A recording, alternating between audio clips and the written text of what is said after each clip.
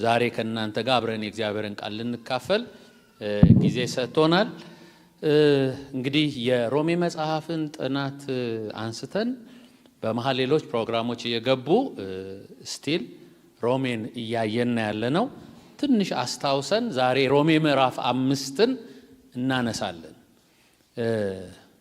የእግዚአብሔር ቃል የሚሰራ ስለሆነ ሁለት አፍ ካለው ሰይፍ ይልቅ የተሳለ ስለሆነ የእግዚአብሔር ቃል ሲገባ ደግሞ ነፍስንና መንፈስን ጅማትንና ቅልጥምን እስከሚለያይ ድረስ የሚወጋ ማለት የማያስፈልገውን የሚያጠራ ደግሞ የሚያስፈልገውን የበለጠ እንዲያፈራ የሚያደርግ ነው። ጌታ ስሙ ይባረክ። እግዚአብሔር ቃሉን ላከ ፈወሳቸው ስለሚል የእግዚአብሔር ቃል ይለቀቅ።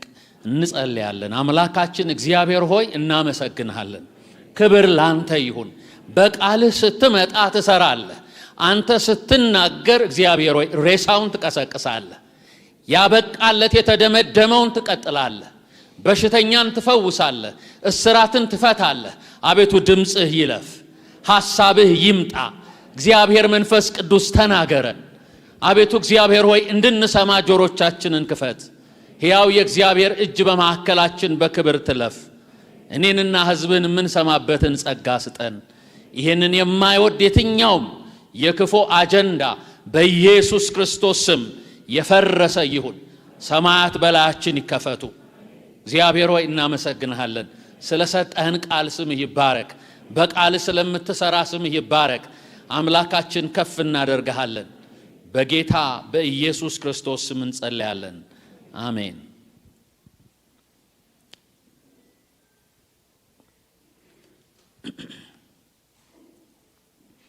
እንግዲህ የሮሜ መጽሐፍ ምዕራፍ 5 ላይ ያለውን ሐሳብ ነው ዛሬ ከኔ ጋር የምናነሳው።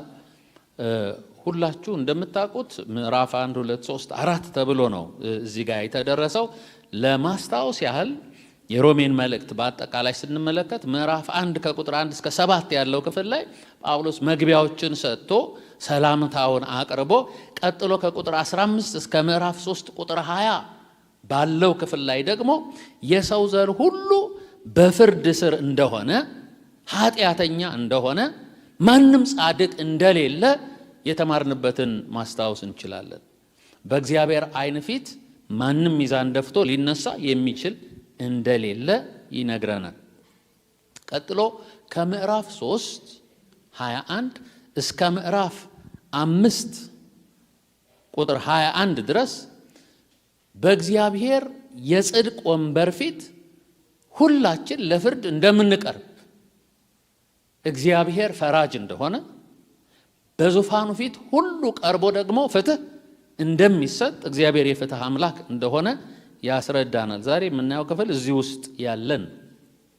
ቀጥሎ ከምዕራፍ 6 ከቁጥር 1 ጀምሮ እስከ ምዕራፍ 8 ቁጥር 39 ያለው ደግሞ ጽድቁን ስለመካፈል ከፍርዱ በኋላ እግዚአብሔር ጽድቅ ያካፈለንን ሕይወት እንዴት መኖር እንዳለብን የሚያነሳ ሐሳብ ይነሳና ከምዕራፍ 9 እስከ ምዕራፍ 11 ያለው ደግሞ የእግዚአብሔር ጽድቅ ከእስራኤል ጋር በተያያዘ የእግዚአብሔር ፍርድ ከእስራኤላውያን ጋር በተያያዘ ሐሳቦችን አንስቶ የመጨረሻዎቹ የሚቀሩት ምዕራፎች ከምዕራፍ 12 እስከ ምዕራፍ 15 13 ድረስ ያለው በጽድቅ ሕይወት እንዴት መመላለስ እንዳለብን ተግባራዊ ሕይወት ላይ ሐሳብ የሚሰጠን ነው። የሮሜ መጽሐፍ ጠቅለል አርጎ ለማየት እንደዚህ ማየት ይቻላል።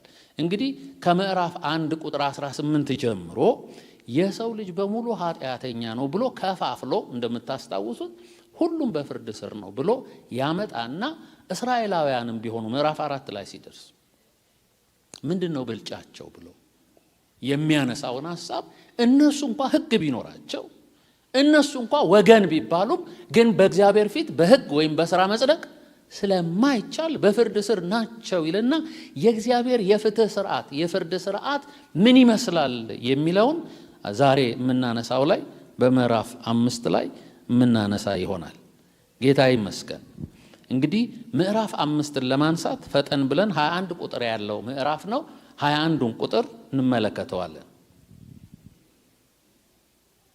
እንግዲህ በእምነት ከጸደቅን በእግዚአብሔር ዘንድ በጌታችን በኢየሱስ ክርስቶስ ሰላምን እንያዝ።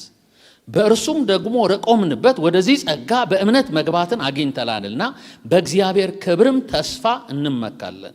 ይህም ብቻ አይደለም፣ ነገር ግን መከራ ትዕግስትን እንዲያደርግ፣ ትዕግስት ፈተና፣ ፈተናም ተስፋን እንዲያደርግ እያወቅን በመከራችን ደግሞ እንመካለን።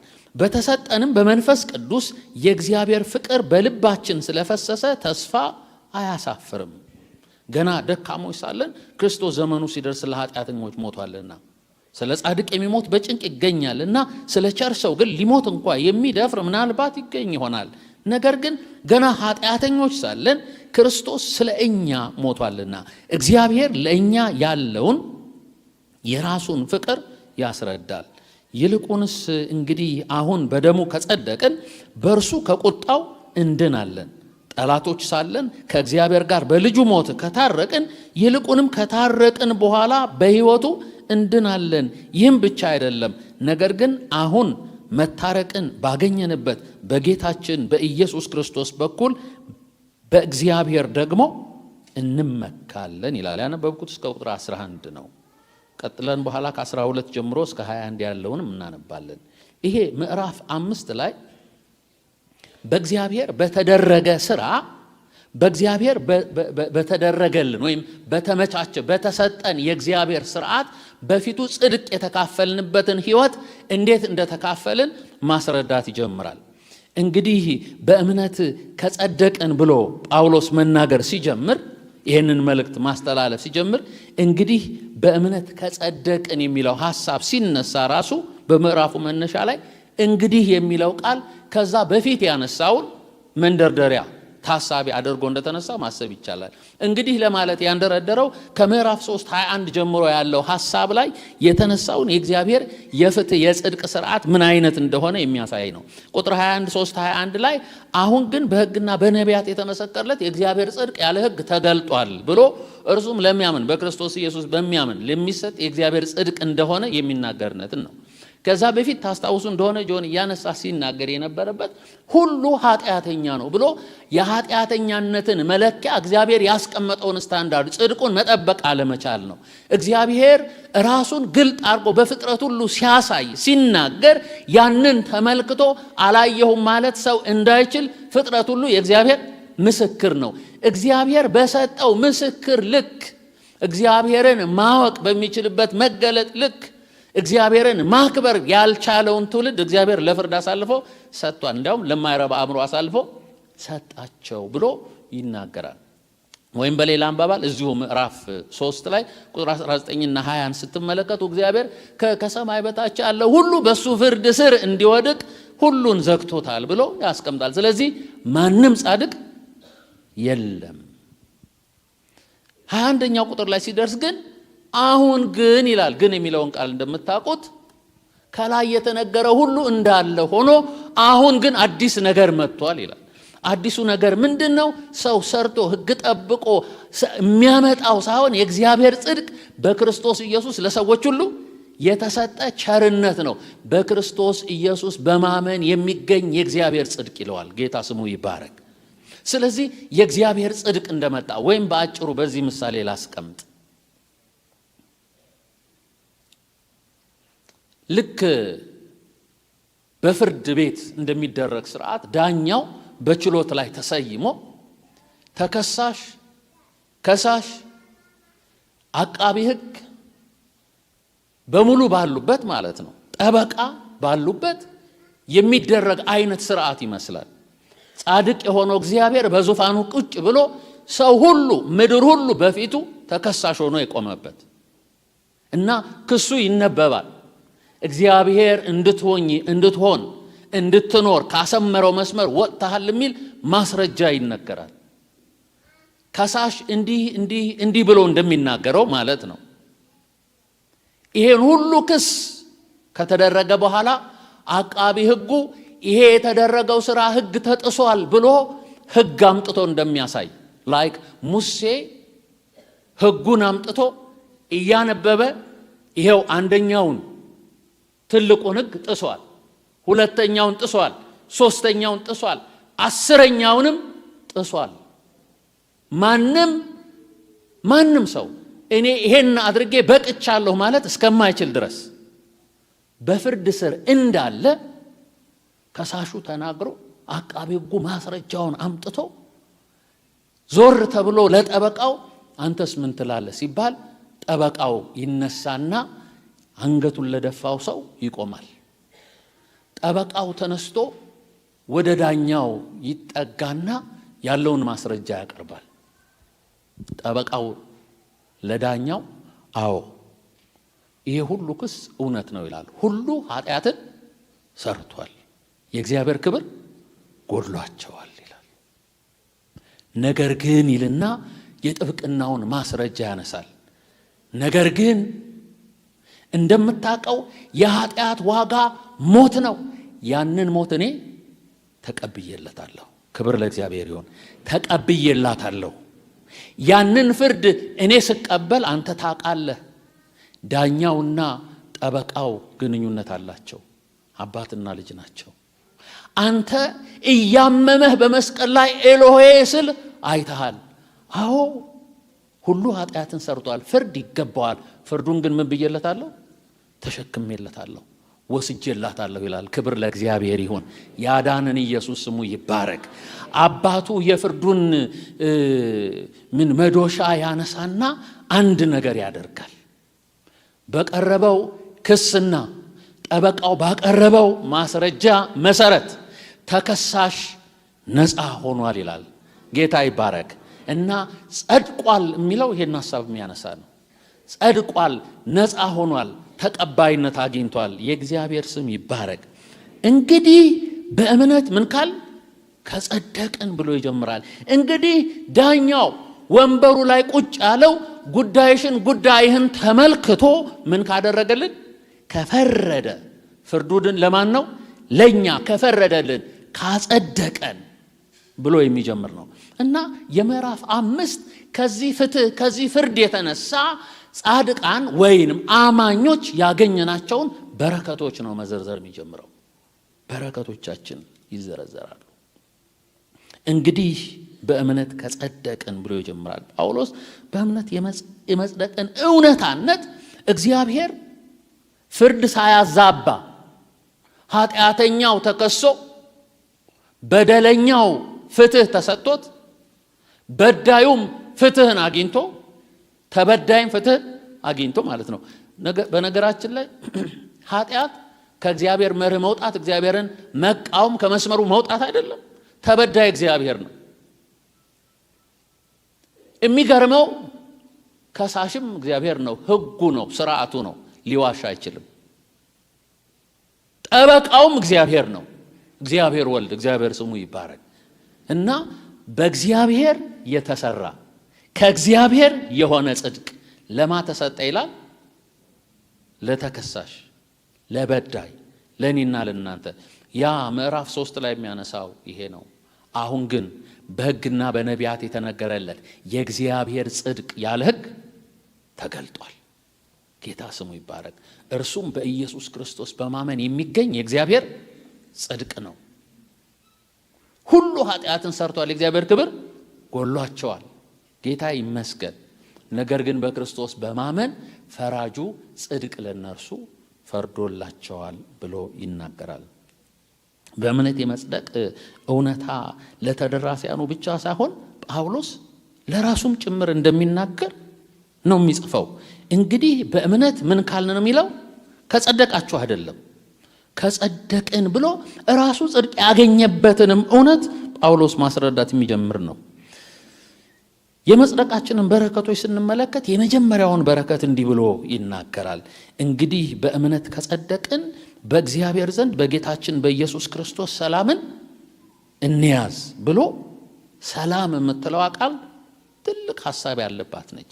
የመጀመሪያው ትሩፋቱ በእግዚአብሔር የፍትህ ስርዓት እግዚአብሔር ብያኔ ሲሰጥ አንዱ የሆነልን ነገር ሰላም ነው። ይሄ ሰላም የሚለው ሐሳብ ይሄ ሰላም የሚለው ቃል በምዕራፍ 1 ቁጥር 7 ላይ ሰላምታ ሲሰጥና ምዕራፍ 2 ቁጥር 10 ላይም ከዚህ በፊት ጠቅሶታል። ያኔ ደግሞ ወደፊት በፍርድ ጊዜ ስለሚሆን በእርሱ የሚያምኑ ስለሚያገኙት እረፍት ሰላም የሚናገር ነው። እዚህ ምዕራፍ 5 ቁጥር 1 ላይ የሚያነሳው ሰላም ግን የተለየ ትርጉም አለው። ምን ማለት ነው? እንግዲህ በእምነት ምን ካልን ከጸደቅን በእግዚአብሔር ዘንድ በጌታችን በኢየሱስ ክርስቶስ ምንን እንያዝ? ሰላምን እንያዝ ይላል። ጉዳዩ ኃጢአት አንተን፣ አንቺን፣ እኔንና እግዚአብሔርን ምን አድርጎን ነበር? አጣልቶን ነበር። ወረድ ሲል ጠላቶች ሳለን በልጁ ሞት ታረቅን ይላል።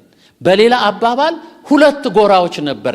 እግዚአብሔር እና ሰው ሲተያይ ሰው የእግዚአብሔር ጠላት ሆኖ እግዚአብሔርም በኃጢአት ምክንያት ከሰው ጋር ያለው እርቅ ግንኙነት ተበላሽቶ ተሰብሮ ባለበት ቅድም ጠበቃው ጠጋ ብሎ እንዳደረገ በእርሱ መስዋዕትነት እኛ ሰውንና እግዚአብሔር ምን አደረገ? አስታረቀን። ምን አደረገ?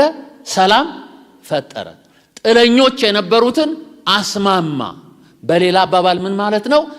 በእግዚአብሔር የተሰራው ሥራ በክርስቶስ የተከፈለው መስዋዕትነት እኔን፣ አንቺን፣ አንተን፣ እርሶን ከእግዚአብሔር ጋር ሰላም እንድንፈጥር አደረገ።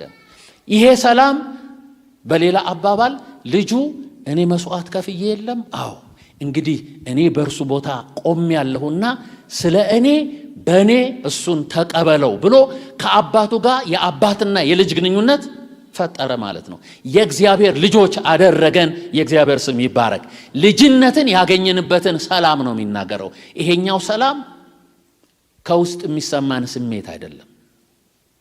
ሰላም ይሰማኛል የምንለው አይነት ሰላም አይደለም። ይሄ አሁን የሚናገረው ሰላም ከእግዚአብሔር ጋር ባለኝ ግንኙነት የነበረኝ የጥል ግድግዳ ፈርሶ እንደገና ልጅነቴን አገኘው፣ ወደ ቤት ተመለስኩ የሚል ሐሳብን፣ እርቅን የሚናገር ነው። የእግዚአብሔር ስም ይባረክ።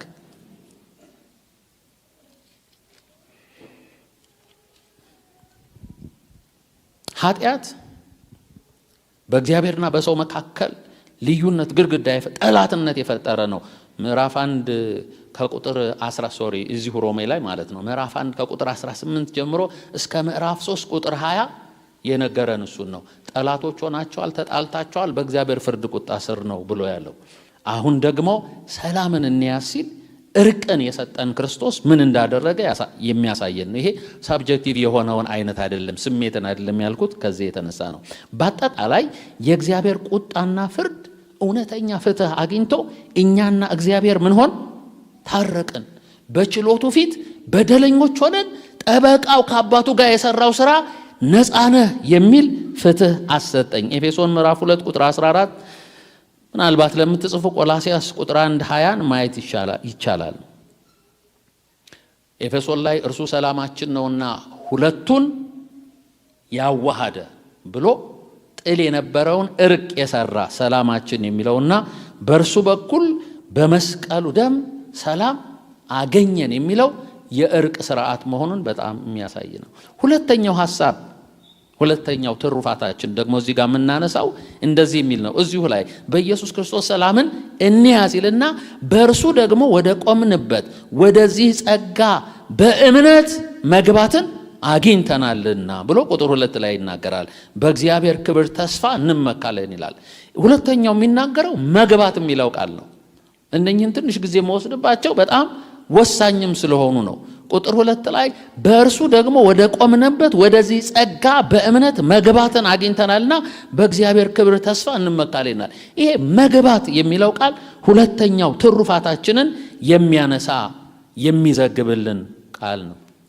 መግባት የሚለው ቃል የሚነግረን በእርሱ ሥራ ከመጽደቃችን የተነሳ ማንም ሊቀርበው፣ ማንም ሊያገኘው፣ ማንም ባለመብት ነኝ ብሎ ሊጠጋው የማይችለውን መላእክት በፊቱ የሚንቀጠቀጡለት እግዚአብሔርን በተሰራው እርቅ አማካኝነት በልጅነት እጁን ዘርግቶ አንተ ምን ነህ?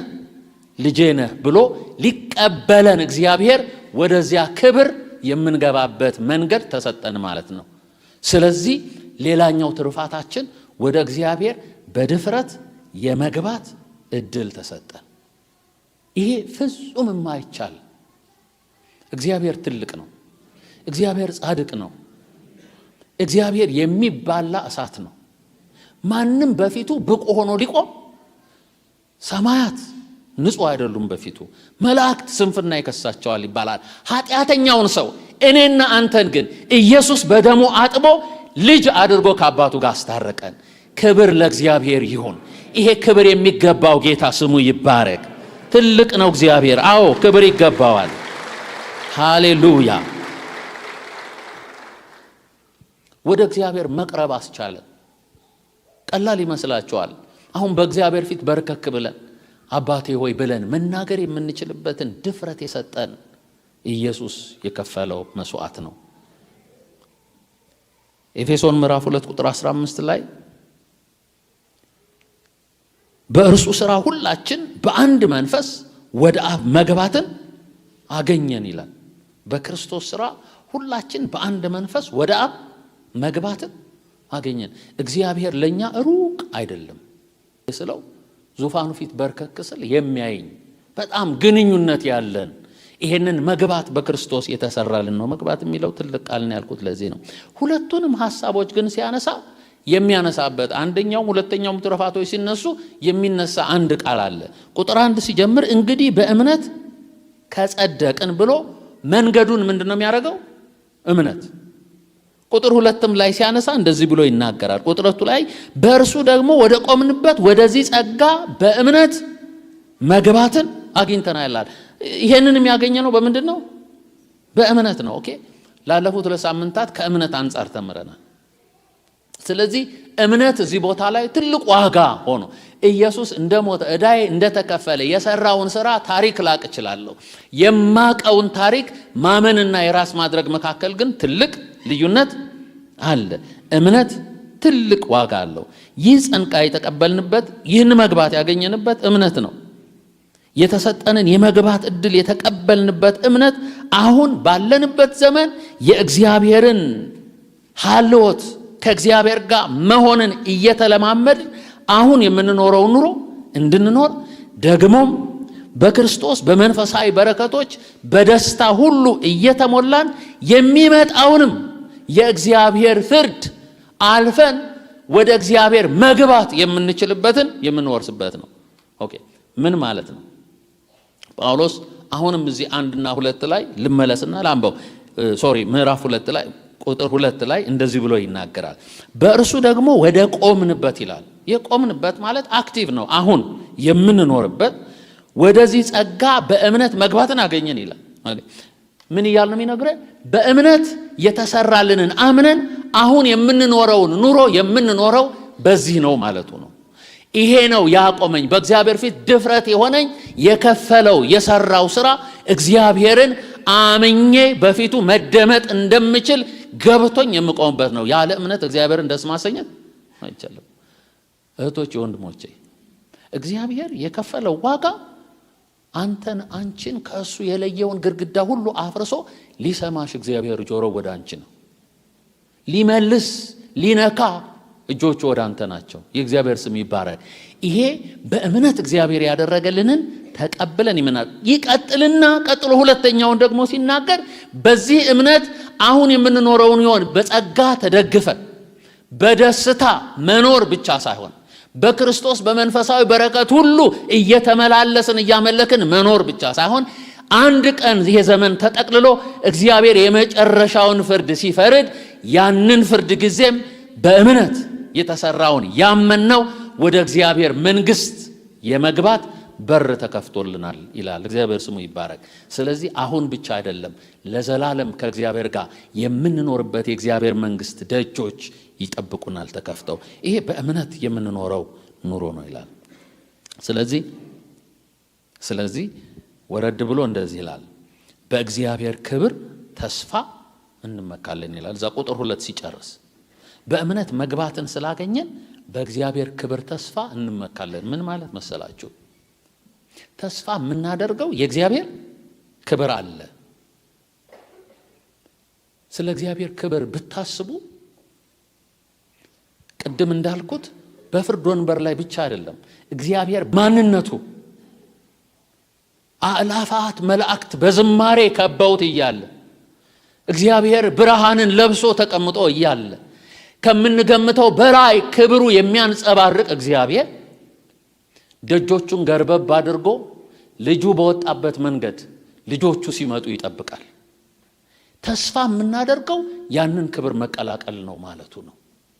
የመጨረሻው መለከት ሲነፋ ፍርድ ሲፈረድ ያን ጊዜ በእምነት የተቀበልነው ክርስቶስ በሩን ወለል አድርጎ ኑ የአባቴ ብሩካን ግቡ የሚለን ትልቅ የክብር ድግስ አለ እና በዚህ ይሄንን ክብር ምን እናደርጋለን? ተስፋ እናደርጋለን ይላል።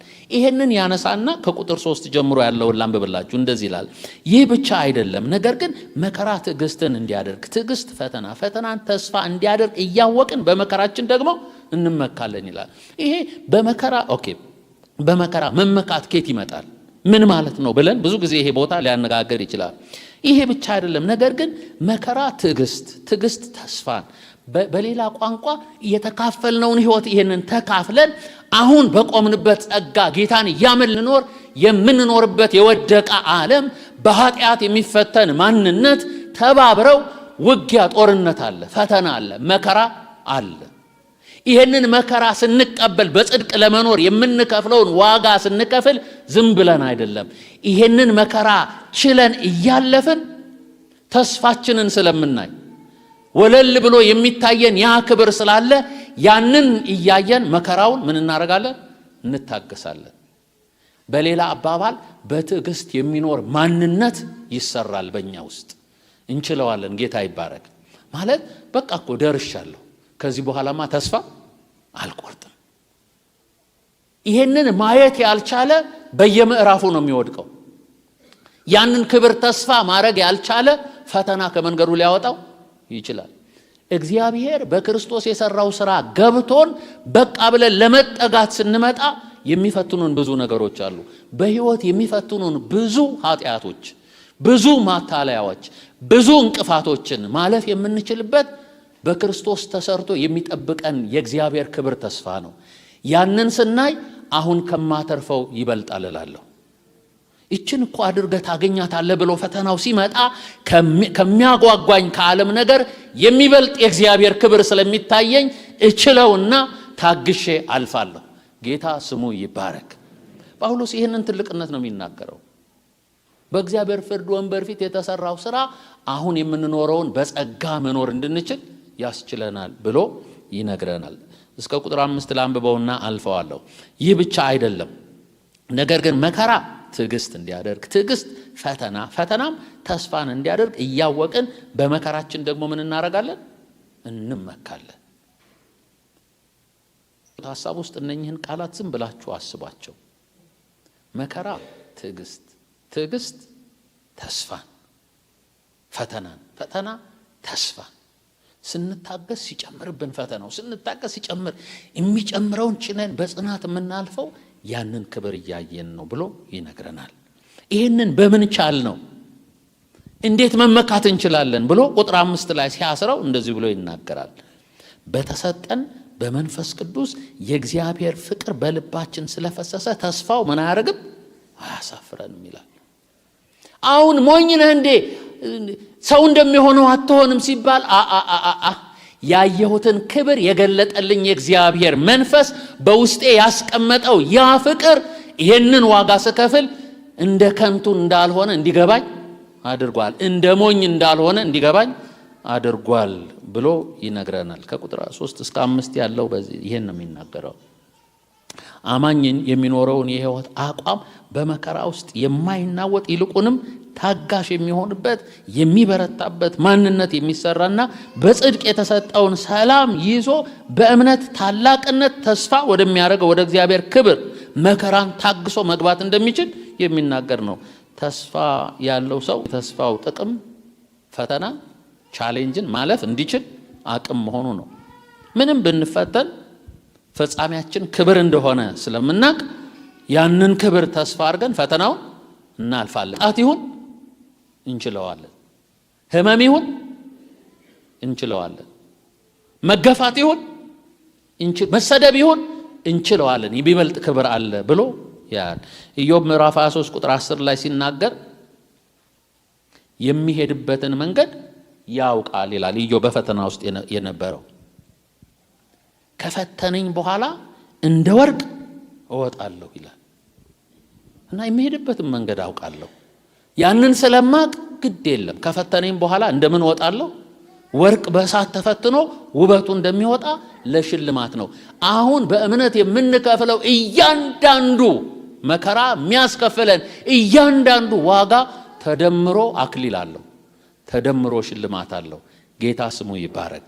ስለዚህ በምናልፍበት የእግዚአብሔርን እውነት የሰጠንን ጽድቅ ሳናቆሽሽ ዋጋ ከፍለን እንድንኖር የሚመክር የእግዚአብሔር ቃል ነው።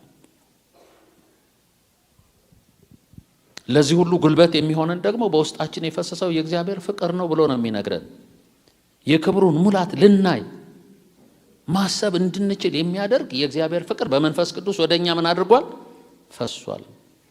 ስለዚህ ምንም ነገር ቢሆን በዚህ ፍቅር ማሸነፍ እንችላለን። በነገራችን ላይ ፍቅር የያዘው ሰው ለወደደው ነገር ዋጋ ይከፍላል አይደል?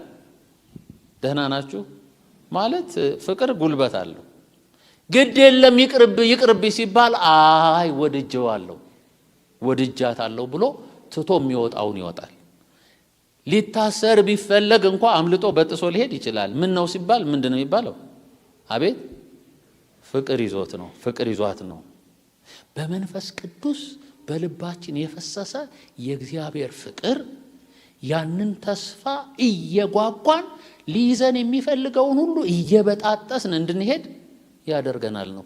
ትልቁ ጥያቄ ግን ልብህን የሞላው ፍቅር የቱ ነው የሚል ነው።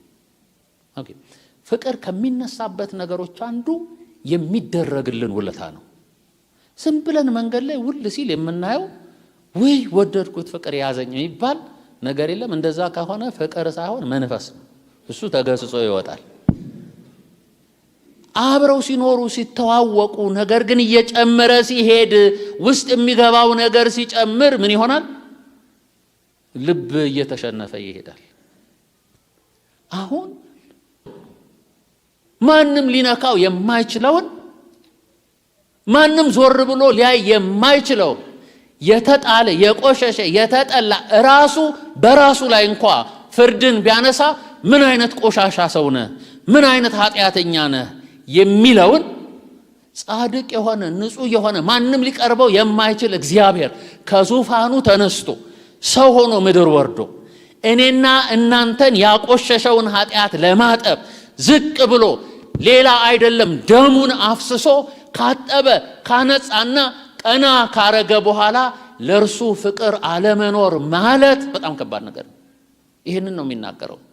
ይሄንን ሲያስረዳ እንደዚህ ይላል ከቁጥር 6 ጀምሮ ገና ደካሞች ሳለን ክርስቶስ ዘመኑ ሲደርስ ስለ ኃጢአታችን ሞቷልና ስለ ጻድቅ የሚሞት በጭንቅ ይገኛልና ስለ ቸር ሰው ግን ሊሞት እንኳ የሚደፍር ምናልባት ይገኝ ይሆናል።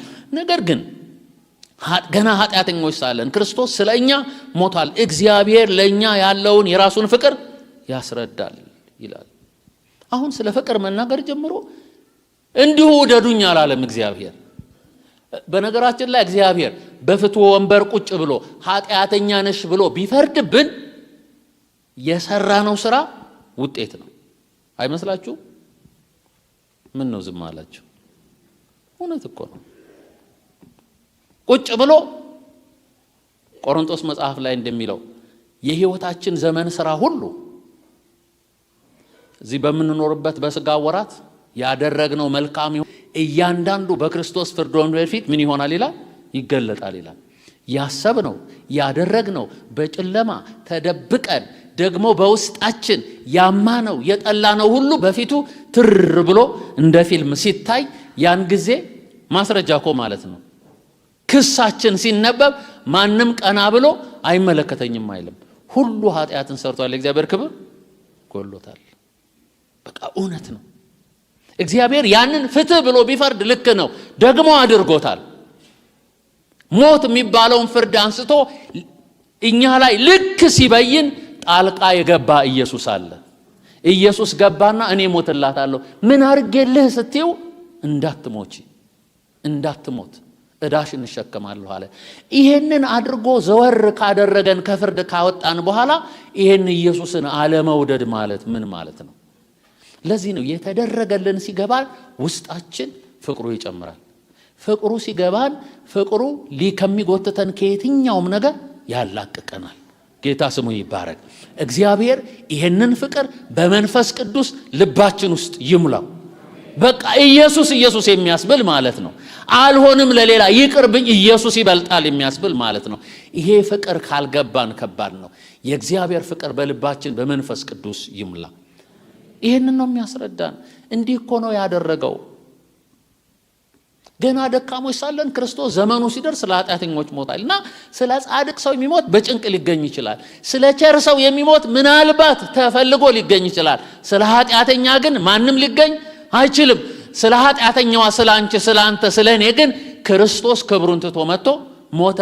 ፍቅር ማለት ይሄ ነው ብሎ እግዚአብሔር ወዶሃል ወዶሻል ይላል። በእግዚአብሔር ተወዳችኋል፣ በእግዚአብሔር ተወደናል። እግዚአብሔር ስሙ ይባረክ። የወደደኝን እግዚአብሔርን እወደዋለሁ፣ ያፈቀረኝን እግዚአብሔርን እወደዋለሁ። ይሄ የህይወት ምላሽ እንዲሆን የተጠራንበት ነው።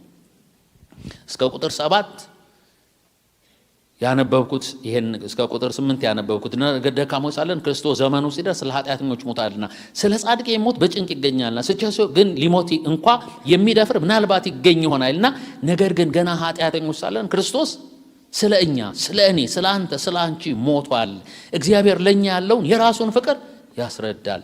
ይልቁንስ እንግዲህ አሁን በደሙ ከጸደቅን በእርሱ ከቁጣው እንድናለን። ጠላቶች ሳለን ከእግዚአብሔር ጋር በልጁ ሞት ከታረቅን ይልቁንም ከታረቅን በኋላ በሕይወቱ እንድናለን። ይህ ብቻ አይደለም፣ ነገር ግን አሁን መታረቁን ባገኘንበት በጌታችን በኢየሱስ ክርስቶስ በኩል በእግዚአብሔር ደግሞ እንመካለን ብሎ ይናገራል። ከቁጥር 6 ጀምሮ አሁን ያነሳሁትን ሐሳብ እንደተናገርኩት አስበን ለዚህ ሁሉ መስዋዕትነት ጉልበቱ ፍቅር ነው የሚለውን እናስምርበት። ምን ማለት ነው?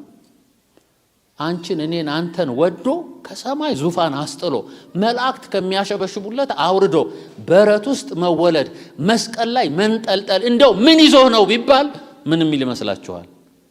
ወድጄው ነው ወድጃት ነው ይላል። ጌታ ስሙ ይባረክ። ኢየሱስ ይወዳችኋል።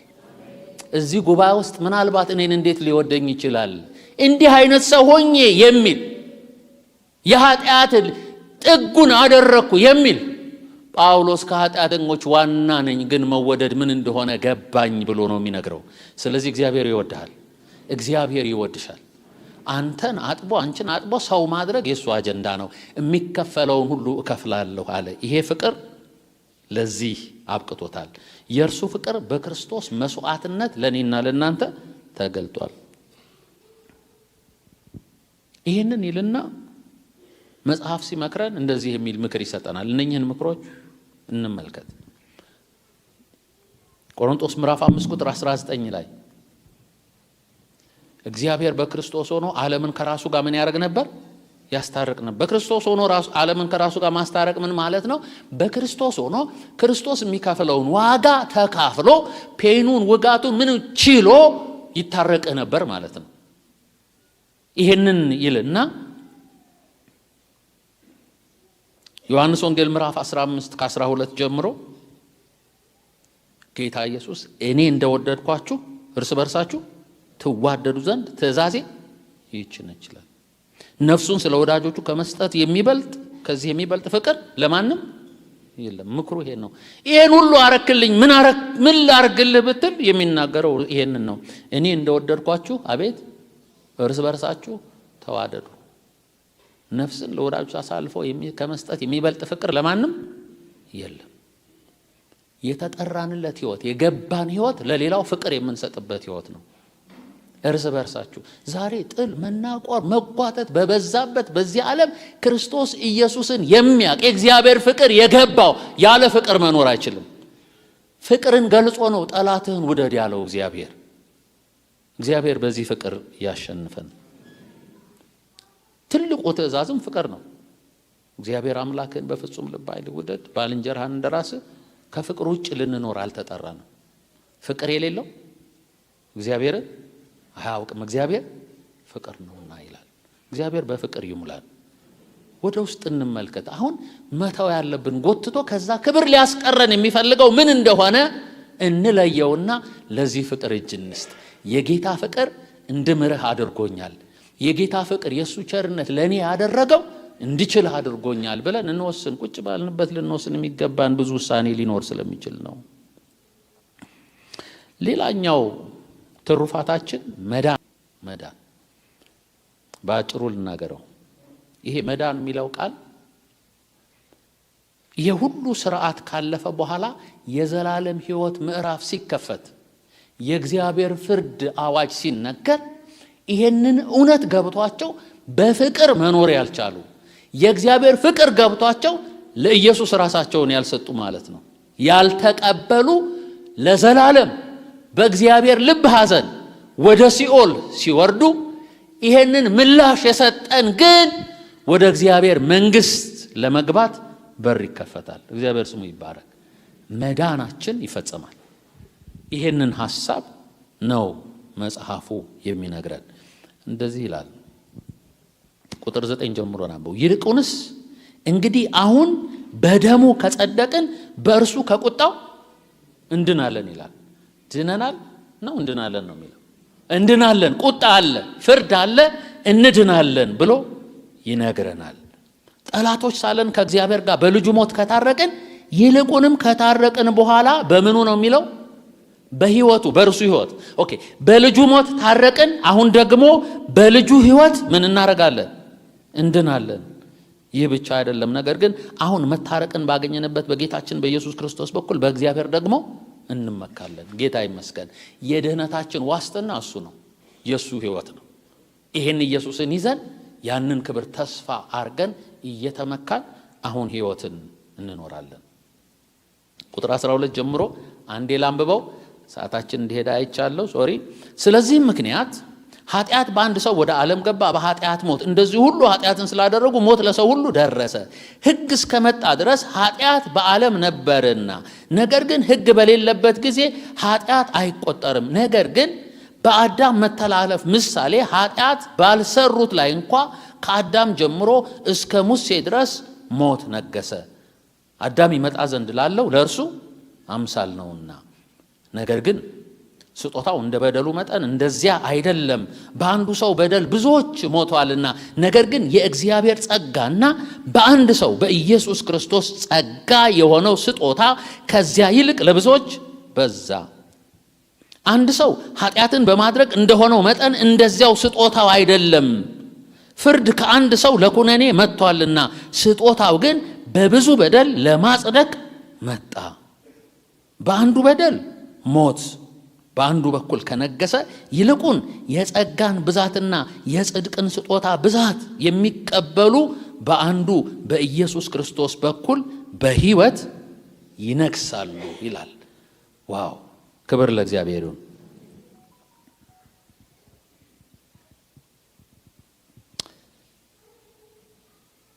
ስለዚህም በአንድ ሰው ምክንያት ኃጢአት ወደ ዓለም ገባ ይላል። አጠር አድርጌ ለመናገር እሞክራለሁ።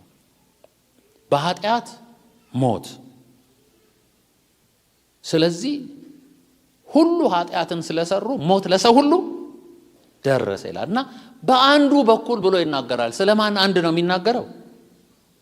ማን እንደሆነ ሳያሳውቀን ይቀጥልና ከቁጥር 12 ጀምሮ የሚያነሳውን ቁጥር 13 ላይ ለሰው ሁሉ ይሄ ሞት ደረሰ፣ ሕግ እስከመጣ ድረስ ኃጢአት በዓለም ነበር፣ ነገር ግን ሕግ በሌለበት ጊዜ ኃጢአት አይቆጠርም። ቁጥር 14 ነገር ግን በአዳም መተላለፍ ምሳሌ ኃጢአትን ባልሰሩት ላይ እንኳ ከአዳም ጀምሮ እስከ ሙሴ ድረስ ሞት ነገሰ፣ አዳም ይመጣ ዘንድ ላለው ለእርሱ ምሳሌ ነውና ብሎ ይናገራል። ኃጢአት ባልሰሩት ላይ ሁሉ ሞት ነገሰ አይደል ብሎ የሚናገረው ምን ማለት እንደሆነ ልንገራችሁ። ኃጢአት በአንድ ሰው ምክንያት ወደ ዓለም ገባላል። ኃጢአት የእግዚአብሔርን ስርዓት መተላለፍ ነው። ሕግ ለአዳም ተሰጥቶት ነበር፣ አትብላ። ያንን በመብላት ኃጢአት ሰራና ከእግዚአብሔር ፍርድ በታች ወደቀ። ኃጢአት በመስራቱ ምክንያት የእግዚአብሔር ፍርድ ለኃጢአት ሞት ስለሆነ ሞት ነገሰበት። ከዚያ ቀጥሎ ሙሴ እስኪመጣ ድረስ በሙሴ ሕግ ተሰጠ አይደለም የሚለው? ሕግ እስኪመጣ ድረስ ከአዳም ጀምሮ እስከ ሙሴ ድረስ ያሉ ሕግ ስላልተሰጠ ይሄንን አላደረጉም ተብሎ ኃጢአተኛ የሚያስብል ምንም ነገር የለባቸውም። ያ ማለት ግን ኃጢአት አልሰሩም ማለት አይደለም። ኃጢአት ሕግ ከእግዚአብሔር ባህሪ የሚቀዳ ነው። የትኛውም ሕግ ከእግዚአብሔር ባህሪ ጋር ምን ያደርጋል? ይስተካከላል። ለዚህ ነው ምዕራፍ 7 ላይ ሲደርስ ሕጉ ምንድን ይችላል? ንጽሕት ጻድቅ ይላታል። እናንብበው። እንደዚህ ይላል ስለ ሕጉ ሲናገር አንድ ገጽ ወደፊት ከሄዳችሁ እንደዚህ ብሎ ይናገራል። ስለዚህ ሕጉ ቁጥር 12 ላይ ነው 7:12 ላይ ስለዚህ ሕጉ ቅዱስ ነው፣ ትእዛዚቱም ቅድስት፣ ጻድቅ፣ በጎ ናት ይላል። ቅዱስ፣ ጻድቅ፣ በጎ የእግዚአብሔር ባህሪ ነው። እግዚአብሔር ስሙ ይባረክ። እና ከዚህ ከእግዚአብሔር መስፈርት ውጪ ሰው እየኖረ ይሄንን ማድረግ ኃጢአት ነው የሚል ሕግ ስላልመጣ ይሄንን ተላልፈሃል ብሎ አቃቢ ሕጉ ማስረጃ ሊያቀርብለት ስላልቻለ አጥፍቶም ጥፋተኛ ነህ አልተባለም። ባይባልም ግን ከእግዚአብሔር ሕይወት ውጪ ስለሚኖር በሞት ጥላ ስር ነው። ሞት በሁሉ ላይ ምን አደረገ? ነገሰ ይላል። እና ቁጥር 15 ላይ አንድ አዲስ ነገር ያስተዋውቀናል። ቁጥር 15 እንደዚህ ብሎ ይናገራል። ነገር ግን ቁጥር 14 ጀምሮ ላንብበው። ነገር ግን በአዳም መተላለፍ ምሳሌ ኃጢአት ባልሰሩት ላይ እንኳ ከአዳም ጀምሮ እስከ ሙሴ ድረስ ሞት ነገሰ ይልና አዳም ይመጣ ዘንድ ላለው ለእርሱ ምንድነው? አምሳሉ ነውና ይላል። ነገር ግን ስጦታው እንደ በደሉ መጠን እንደዚያ አይደለም። በአንዱ ሰው በደል ብዙዎች ሞተዋልና፣ ነገር ግን የእግዚአብሔር ጸጋ በአንዱ ሰው በኢየሱስ ክርስቶስ ጸጋ የሆነ ስጦታ ከዚያ ይልቅ ለብዙዎች በዛ ይላል። ቁጥር 14 ላይ አዳም የማ ምሳሌ ነው ይላል? ሊመጣ ዘንድ ያለው የክርስቶስ ምሳሌ ነው። እንዴት ሆኖ ነው አዳም ለክርስቶስ ምሳሌ የሚሆነው? ማለት አዳም ያልታዘዘ የወደቀ በሞት ፍርድ ያለ፣ ክርስቶስ ደግሞ የታዘዘ ጽድቅን ያደረገና ሞትን የሻረ ነው። ሁለቱን እያስተያያቸው አይደለም። የሚያስተያየው በሁለቱ ማንነቶች የተሰራን ስራ ነው የሚያስተያየው። ይህን ልብ ልንል ይገባል።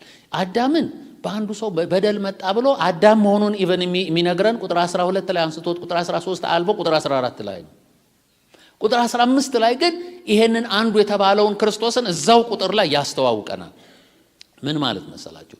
ኢየሱስ ክርስቶስ አዳም ሕግ ተሰጥቶት በመተላለፉ ምክንያት ወድቆ በእርሱ ስር ከሱም በኋላ ያሉትን ሁሉ ከፍርድ ስር እንዲሆኑ አደረገ ይልና ኢየሱስ ክርስቶስ ደግሞ መጥቶ በመታዘዝ የእግዚአብሔርን ጽድቅ ፈጽሞ የእግዚአብሔርን ፍትህ አርክቶ በእርሱ ስር ያሉትን ሁሉ ማጽደቅ ቻለ ይላል። ሁለቱን የሚያወዳድርበት መንገድ አዳም ኃጢአት በመስራት ወደቀና የሰውን ልጅ ሁሉ በውድቀት መንገድ ይዞ ሄደ። ስለዚህ ሁሉም ሰው ኃጢአትን እየሰራ በእግዚአብሔር ፍርድ ወንበር ስር ወደቀ፣ በእግዚአብሔር ቅጣት ስር ወደቀ። ስለዚህ ሁሉ ኃጢአትን ሰርቷል፣ የእግዚአብሔር ክብር ምን አድርጎታል? ጎድሎታል። በደንብ ብዙኝ ሁሉ ምን አድርጓል ነው የሚለው? አዳም በሰራው ኃጢአት ሁሉም ፍርድ ስር ወደቀ ብቻ አይደለም ይላል። ሁሉም ከወደቀው አዳም በመገኘቱ የወደቀን ሕይወት መኖር ቀጠለ፣ ሁሉም በቅጣት ስር ሆነ ይልና ይመጣና ግን እንደሱ አይደለም ብሎ የክርስቶስን ማንነት ያስረዳል። እንደወደቀው አይነት አይደለም፣ ምሳሌም ቢሆን እንኳ ይለያል፣ ይበልጣል ብሎ ክርስቶስን ምን እንደሚበልጥበት ተመልከቱ። እንደዚህ ይላል፣ ነገር ግን ስጦታው እንደ በደሉ መጠን እንደዚያው አይደለም። በአንዱ ሰው በደል ብዙዎች ሞተዋልና፣ ነገር ግን የእግዚአብሔር ጸጋና በአንዱ ሰው በኢየሱስ ክርስቶስ ጸጋ የሆነ ስጦታ ከዚያ ይልቅ ለብዙዎች በዛ። አንድ ሰው ኃጢአትን በማድረጉ እንደሆነው መጠን እንደዚያ ስጦታው አይደለም። ፍርድ ከአንድ ሰው ለኩነኔ መጥቷልና፣ ስጦታው ግን በብዙ በደል ለማጽደቅ መጣ። በአንዱ በደል ሞት በአንዱ በኩል ከነገሰ፣ ይልቁንም የጸጋን ብዛትና የጽድቅን ስጦታ ብዛት የሚቀበሉ በአንዱ በኢየሱስ ክርስቶስ በኩል በሕይወት ይነግሳሉ ብሎ ይናገራል። በሌላ አባባል አዳም ኃጢአትን በመስራቱ በመውደቁ በመሞቱ ምክንያት የጀመረው መንገድ ከሱ በኋላ ትውልድን ሁሉ እንቅፋት የበዛበት ዓለም ውስጥ ለኃጢአት የተጠጋ ማንነት ውስጥ የወደቀ ማንነት አስይዞ ኃጢአትን የሚለማመድ አደረገው። ሁሉ ኃጢአትን እየሰራ በፍርድ ስር ወደቀ። ኢየሱስ ግን መጣና ይበልጣል የሚለው ለዚህ ነው። ኢየሱስ ግን መጣና ብቻውን መታዘዝን ፈጸመ፣ ብቻውን ጽድቅን አደረገና የዚህ የአንዱ ስራ የአንዱን አዳም ኃጢአት ሽሮ ለውጦ በሱ ምክንያት የመጣውን መዘዝ ሁሉ አይደለም ያጠፋው። የሱ ስራ የየአንዳንዳችንን በደል ምትክ ሆኖ ተገለጠ። ጌታ ስሙ ይባረክ። የኢየሱስ ይበልጣል። ስለዚህ ኢየሱስ ደሙን ሲያፈስ ነፍሱን ሲሰጥ ዕዳው ያልተከፈለለት ስራው ያልተሰራለት ሰው የለም። ግን የተሰራለትን ዕዳው የተከፈለለትን ምን ማድረግ አለበት? አምኖ መቀበል የራሱ ማድረግ አለበት። ስለዚህ ነው እንደዚህ ብሎ የሚናገረው ቁጥር 17 ላይ በአንዱ በደል ሞት በአንዱ በኩል ከነገሰ ይልቁንም የጸጋ ብዛትና የጽድቅ ስጦታ ብዛት የሚቀበሉ በአንዱ በኢየሱስ ክርስቶስ በኩል በሕይወት ይነግሳሉ ይላል። ስለዚህ የበቃ የተትረፈረፈ ጸጋ ምሕረት በመስቀል ተሰጥቶናል። የሚቀበሉ በሕይወት ይነግሳሉ ይላል። ጌታ ስሙ ይባረክ። ክርስቶስ ኢየሱስ የግል ነው። በቤተሰብ ምናምን አይመጣም። ኢየሱስ የኔ ነው ብሎ መቀበል ይፈልጋል። በሃይማኖት አይመጣም። ጌታ ኢየሱስን ያልተቀበለ ሰው እዚህ ጉባኤ ውስጥ ካለ ዛሬ የምስራች፣ ኢየሱስን ተቀብለ ከፍርድ ማምለጥ ትችላለሽ። ይጠቀልለዋል። ሲጠቀልለው ከቁጥር 18 እስከ 21 ያለው እንደዚህ ይላል። እንግዲህ በአንዱ በደል ምክንያት ፍርድ ለኩነኔ ወደ ሰው ሁሉ እንደመጣ እንዲሁ በአንድ ጽድቅ ምክንያት ስጦታው ሕይወትን ለማጽደቅ ወደ ሰው ሁሉ መጣ ይላል። ሕይወትን ለማጽደቅ ጌታ ይመስገን። መጽደቅ የሚለውን ቃል ቅድም አንስተናል። መጽደቅ በእግዚአብሔር ፊት ተቀባይነት ማግኘት አይደለም። ስለዚህ በክርስቶስ ሥራ ምክንያት ሕይወትን ሁሉ ለማጽደቅ ሁሉ የሚለው ሁላችንን ስለዚህ መጥቷል ይላል። ቁጥር 19 ላይ በአንዱ ሰው አለመታዘዝ ብዙዎች ኃጢአተኞች እንደሆኑ እንዲሁ ደግሞ በአንዱ መታዘዝ ብዙዎች ጻድቃን ይሆናሉ። ኧረ እግዚአብሔር ስሙ ይባረክ። እዚህ ብዙ ብናገር እዚህ ላይ ደስ ባለ ነበር፣ ግን በቃ ከሰዓቱ የተነሳ ብዙዎች ጻድቃን ይሆናሉ፣ ብዙዎች ሕይወት ያገኛሉ። ጌታ ይመስገን። በአንዱ በክርስቶስ ሥራ ጽድቅ ተሰጥቶናል። ይህንን ተቀብሎ በእግዚአብሔር ፊት መጽደቅ ይቻላል። ቁጥር 20 ላይ እንደዚህ ይላል፣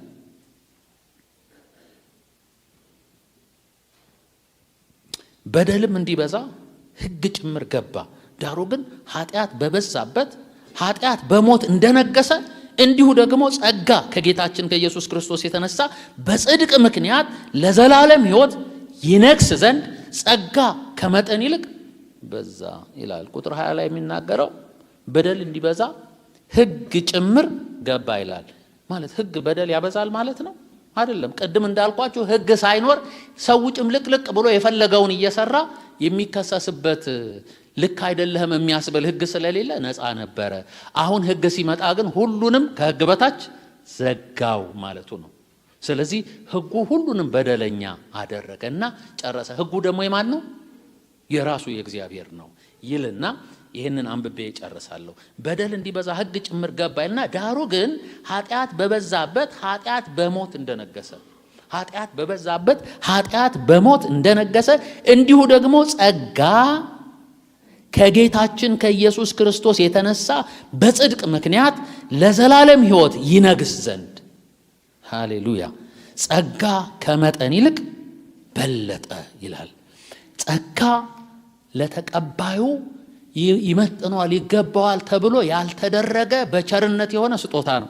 እግዚአብሔር ጽድቅን የሚያህል ስጦታ በክርስቶስ ኢየሱስ ለሁሉ ሊሰጥ እጁን ዘረጋ። የእግዚአብሔርን ጽድቅ መቀበል የኔና የናንተ ምርጫ ሆነ። ከሁሉ የሚበልጥ የእግዚአብሔር ጸጋ ተገልጧል። ያዳነን ኢየሱስ ስሙ ይባረክ። እንጸልያለን። ሃሌሉያ። አመስግኑት። ስለሰጠኝ፣ ስላደረክልኝ፣ ስለወደድከኝ አመሰግንሃለሁ በሉት። አልገባኝም፣ ለካ በዚህ ፍቅር እንድኖር ፈለከኝ። አንተ በፍቅር ተይዘህ መስዋዕት ከፍለህ እንድመላለስ ጠበከኝ። አመሰግንሃለሁ በሉት። just take time፣ ጥቂት ጊዜ 1 ደቂቃ ምናምን አንንቀሳቀስ፣ እንጸልይ። ሃሌሉያ።